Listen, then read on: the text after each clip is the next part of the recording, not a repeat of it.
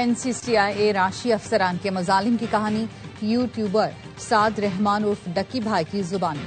ڈکی بھائی نے رہائی کے بعد سوشل میڈیا پر ویڈیو میں جو کچھ ہوا سب کہہ دیا۔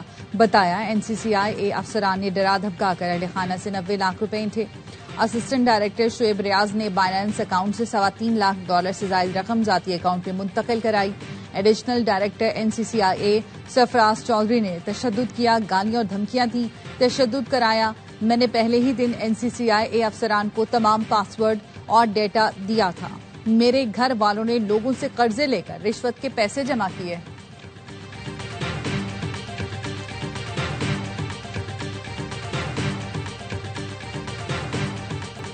IMF ایگزیکٹو بورڈ کا اجلاس آج ہوگا۔ پاکستان کو $1 ارب 20 کروڑ قسط کی منظوری متوقع۔ پاکستان $1 ارب 20 کروڑ قرض کے لیے شرائط پوری کر چکا۔ ذرائع کا کہنا ہے $1 ارب قرض کلائمیٹ فائنانسنگ کے لیے $20 کروڑ ملیں گے۔ پاکستان اور IMF کے درمیان 14 اکتوبر کو سٹاف لیول معاہدہ ہوا تھا۔ ایگزیکٹو بورڈ اجلاس سٹاف لیول معاہدے کا جائزہ لے گا۔ کلائمیٹ فائنانسنگ کی مد میں پاکستان کو $20 کروڑ جاری کیے جائیں گے۔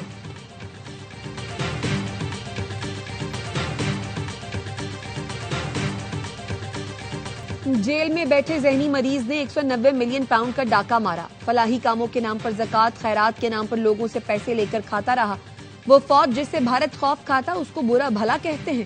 یہ چاہتے ہیں ان کا سیاسی مفاد آگے اور ہمیشہ اقتدار میں رہے۔ وفاقی وزیر عطا تارڑ کا لاہور میں تقریب سے خطاب، کہا PTI نے خیبر پختونخوا کو 12 سال میں کھنڈر بنا دیا۔ KP میں انتشاری جماعت نے ایک اسپتال نہیں بنایا۔ تحریک انتشار کی حکومت کی توجہ امن و امان پر نہیں۔ وزیر ریلوے حنیف عباسی کہتے ہیں منظم سازش کے تحت ملک کو عدم استحکام کی طرف دھکیلا جا رہا ہے۔ اقتدار کے پجاری اقتدار ملے تو کہتے سب اچھا، نہ ملے تو ملک کے وقار کو داؤ پر لگا دیتے ہیں۔ پوری قوم کے سامنے اب کا اصل چہرہ بے نقاب ہو چکا۔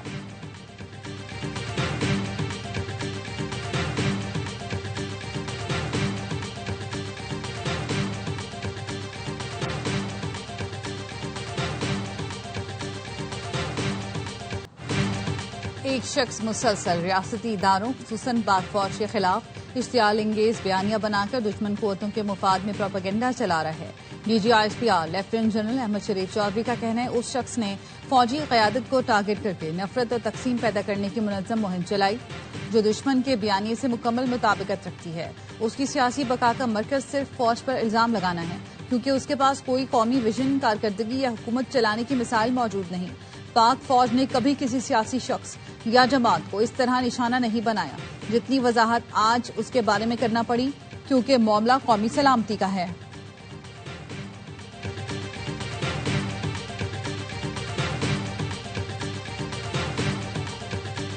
جو زبان ان کو سمجھ میں آئی ہے اب ایکشن کے اوپر ڈبل ری ایکشن ہوگا۔ ڈی چوک سے یہ گورنر ہاؤس تک آ گئے ہیں KPK کے اندر -1 یہاں پڑا ہوا ہے، ڈسکوالیفیکیشن پڑی ہوئی ہے، بہت سارے ویسے ہی سرنڈر کر چکے ہیں اس 18 گھنٹے کے اندر۔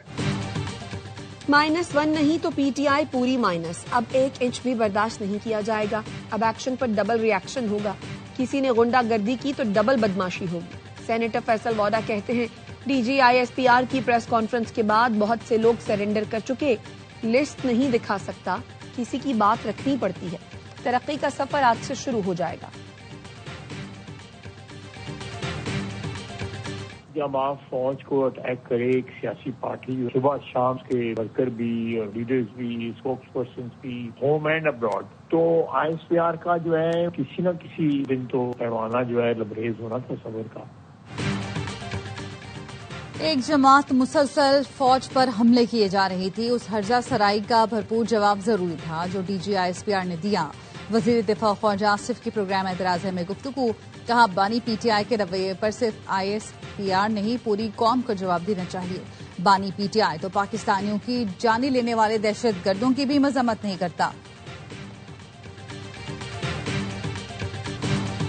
بانی PTI قومی سلامتی کے لیے خطرہ بنتے جا رہے ہیں۔ چیئرمین MQM پاکستان خالد مقبول صدیقی کی پریس کانفرنس، کہا انہوں نے اپنے لیڈر کو پاکستان سے بڑا نہیں سمجھا، جو ہم نے کیا وہ کوئی اور کر کے دکھائے۔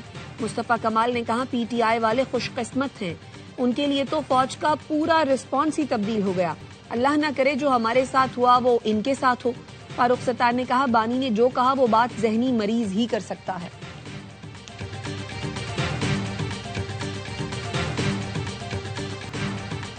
الیکشن کمیشن آف پاکستان کا بیرسٹر گوہر کو چیئرمین پی ٹی آئی تسلیم کرنے سے انکار، P T I intra party election مسترد۔ الیکشن کمیشن نے بیرسٹر گوہر کے خط کا جواب دے دیا، بیرسٹر گوہر نے تصدیق کر دی، کہا انہیں بطور چیئرمین پی ٹی آئی تسلیم نہیں کیا گیا۔ الیکشن کمیشن کا خط حقائق کے منافی ہے، اعتراضات بے بنیاد ہیں، ہمارے انٹرا پارٹی انتخابات شفاف اور قانونی تھے۔ بیرسٹر گوہر نے دعویٰ کیا کچھ لوگوں کو نہیں پسند کہ میں پارٹی چیئرمین رہوں، پی ٹی آئی کو مسترد کرنا جمہوریت کے خلاف ہے، الیکشن کمیشن اپنی پوزیشن پر نظر ثانی کرے۔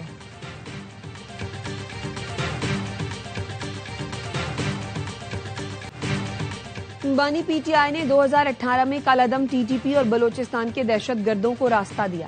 آج یہی دہشت گرد ریاست کے خلاف لڑ رہے ہیں، کیا یہ قابل معافی ہے؟ وزیر اعلیٰ بلوچستان سرفراز بگٹی کہتے ہیں مقبول لیڈر کی اپنے بیٹے لندن میں ہیں اور وطن پر قربان ہونے والے پاک فوج کے جوانوں کے خلاف پروپیگنڈا کیا جا رہا ہے۔ یہ جنگ فوج کی نہیں ریاست کی ہے، ریاست کو کمزور کرنے والا بیانیہ ترک کرنا ہوگا۔ سرفراز بگٹی کا وزیر اعلیٰ خیبر پختونخوا کو احتجاج کے بجائے کام پر توجہ دینے کا مشورہ۔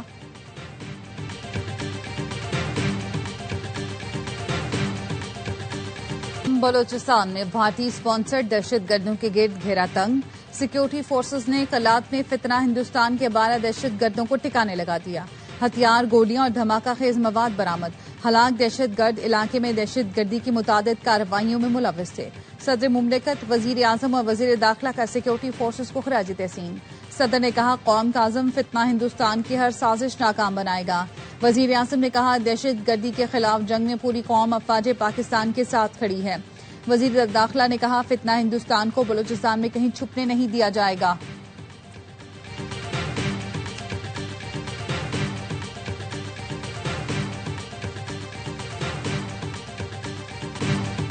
مبارک گولڈ کے ساتھ مل کر ریکوڈک کو ترقی دے رہے ہیں۔ $3.5 ارب کی سرمایہ کاری مکمل ہو گئی۔ پہلے مرحلے میں 6 سے 7 ارب ڈالر کی سرمایہ کاری کی جا رہی ہے۔ چاغی کی شکل تبدیل ہوتی نظر آئے گی۔ وفاقی وزیر پیٹرولیم علی پرویز ملک کہتے ہیں عالمی کمپنیاں پاکستان کا رخ کر رہی ہیں، بین الاقوامی ادارے ملک میں سرمایہ کاری کرنے جا رہے ہیں۔ IMF ایگزیکٹو بورڈ کا اجلاس کل ہوگا، سٹاف لیول معاہدے کا جائزہ لے گا۔ پاکستان کو $1.2 ارب قسط کی منظوری دی جائے گی۔ ذرائع کا کہنا ہے کلائمیٹ فائنانسنگ کی مد میں پاکستان کو $20 کروڑ جاری کیے جائیں گے۔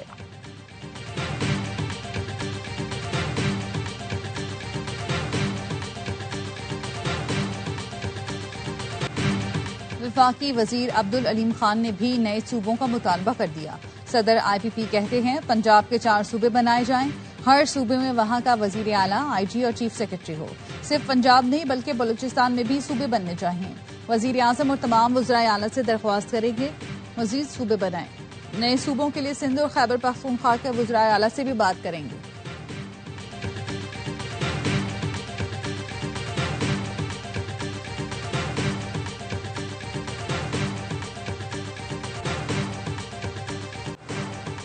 کراچی میں شارع فیصل پر ریلی کے شرکاء کی ہنگامہ آرائی، FTC کے مقام پر پولیس سے سامنا، ریلی کے شرکاء کا پولیس اور گاڑیوں پر پتھراؤ، پولیس کار کو نقصان پہنچا، شرپسندوں نے ایمبولینس کو بھی نہ بخشا، ڈنڈے، مکے، لاتے برسائی، شیشے توڑ دیے، ڈرائیور کو زخمی کر دیا، پولیس کا لاٹھی چارج، مظاہرین کو منتشر کرنے کے لیے شیلنگ، پتھراؤ کرنے والے متعدد افراد زیر حراست۔ FTC کے سامنے شارع فیصل پر کئی گھنٹے ٹریفک جام، گاڑیوں کی طویل قطاریں لگیں، مظاہرین کے جانے کے بعد ٹریفک رواں ہو گئی۔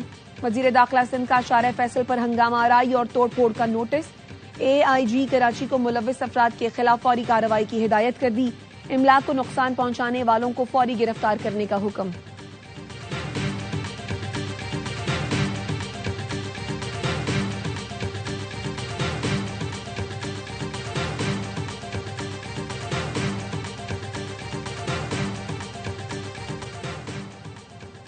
سندھ ہمیشہ امن اور ہم آہنگی کی زبان بولتا ہے، دنیا نے دیکھ لیا کراچی عالمی ثقافتی دارالحکومت ہے۔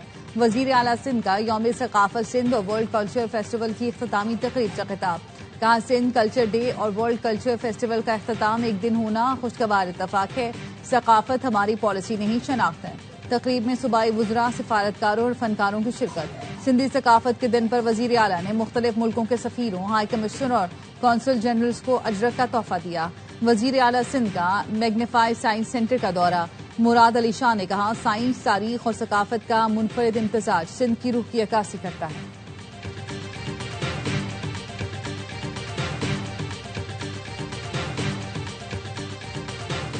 سندھی ثقافت کے دن پر سندھی ٹوپی اور اجرک کے رنگ نمایاں۔ سندھ کے مختلف شہروں میں ریلیاں اور تقریبات۔ صدر آصف زرداری نے کہا، سندھ پہلا صوبہ تھا جس کی اسمبلی نے قیام پاکستان کی قرارداد منظور کر کے تاریخ میں فیصلہ کن کردار ادا کیا۔ سندھ میں اردو بولنے والوں کی بڑی تعداد آباد ہے جو اسے باہمی ہم آہنگی کی روشن مثال بناتی ہے۔ گورنر سندھ کامران ٹیسوری نے پیغام میں کہا، سندھ امن، بھائی چارے، ثقافت اور رواداری کی عظیم سرزمین ہے۔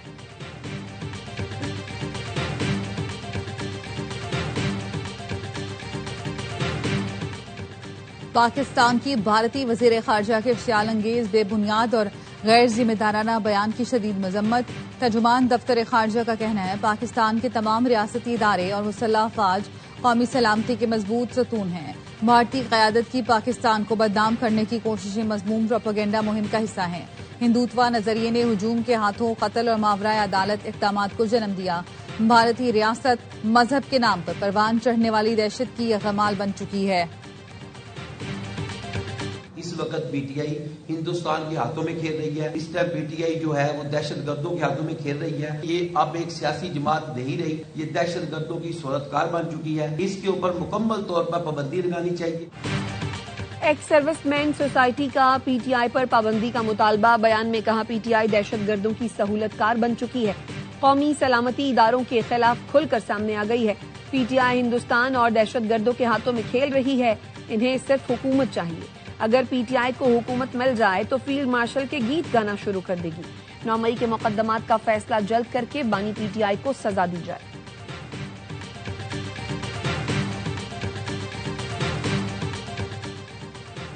پاک بحریہ کا بحیرہ عرب میں انسداد منشیات آپریشن، 1500 کلو چرس برآمد۔ منشیات کی مالیت 30 لاکھ امریکی ڈالر بتائی گئی۔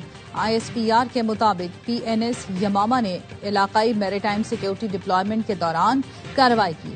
آپریشن سمندری سیکیورٹی اور نگرانی کے نظام کا اہم ثبوت ہے۔ پاکستان نیوی کا سمندر میں غیر قانونی سرگرمیوں کی روک تھام کے لیے پرعزم۔ امریکہ کا چھوڑا اسلحہ طالبان استعمال کر رہے ہیں، امریکی ادارے نے بھی تصدیق کر دی۔ افغانستان میں وہ فوجی اڈے جو تباہ نہیں کیے جا سکے اب طالبان کے کنٹرول میں ہیں۔ امریکہ نے افغان فورسز کو فراہم کردہ $7.1 بلین کا اسلحہ، آلات اور دیگر سامان افغانستان میں چھوڑا۔ افغانستان کی تعمیر نو کی نگرانی کے لیے امریکی سرکاری ادارے سیگار کی 137 صفحات پر مشتمل دستاویز جاری۔ رپورٹ کے مطابق امریکہ نے 2002 سے 2021 تک افغانستان کی تعمیر کے لیے $144.7 بلین فراہم کیے، لیکن وعدے کے مطابق افغانستان میں استحکام آیا نہ جمہوریت لائی گئی۔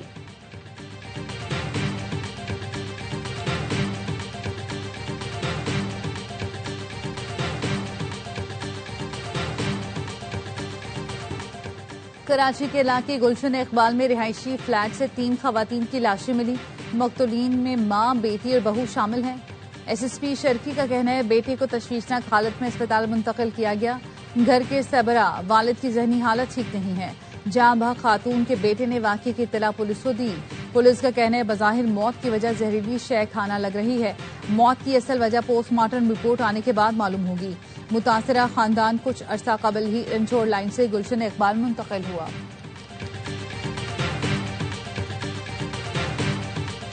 آپ کے گلی محلوں کو ٹھیک کر کے دیں گے۔ تاجر برادری کے افراد تھے، انہوں نے مجھے کہا، سر بس جو وعدہ کیا ہے وہ وعدے کو وفا کیجئے گا۔ 4 بازاروں کے ڈرینیج کو، سیوریج کو ریپلیس کیا گیا، امپروو کیا گیا۔ وہ کہتے ہیں نا کالک ملنا، ہم نے کالک نہیں ملی دوسروں کی طرح۔ ہم نے کہا یار یہ گلیاں چھوٹی ہیں، یہاں پیور ہونا چاہیے، ہم نے پیور لگا کے دیے۔